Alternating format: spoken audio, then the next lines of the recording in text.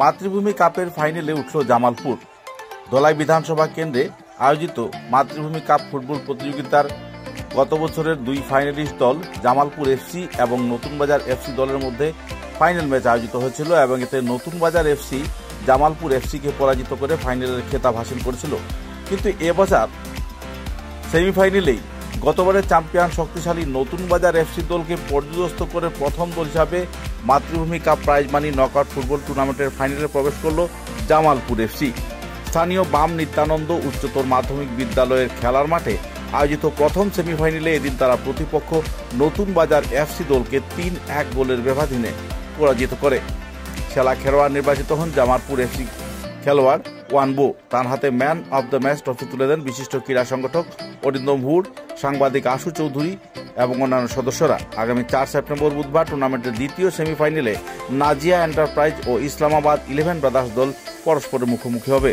উল্লেখ্য, এদিন খেলার শুরুতে জেলার বেশ কয়েকজন সংবাদকর্মী, ইউটিউবার ও ব্লগারদের সম্বর্ধিত করে মাতৃভূমি সামাজিক সংস্থা।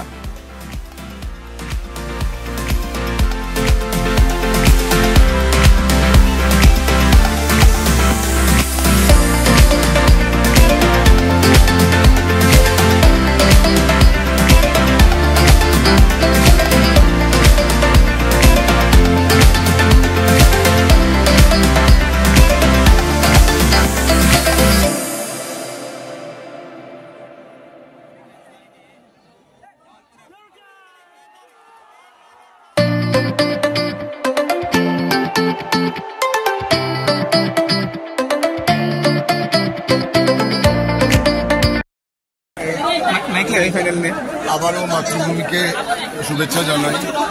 এই টুর্নামেন্ট অলমোস্ট 1 মাস ধরে সাকসেসফুলি অর্গানাইজ হলো।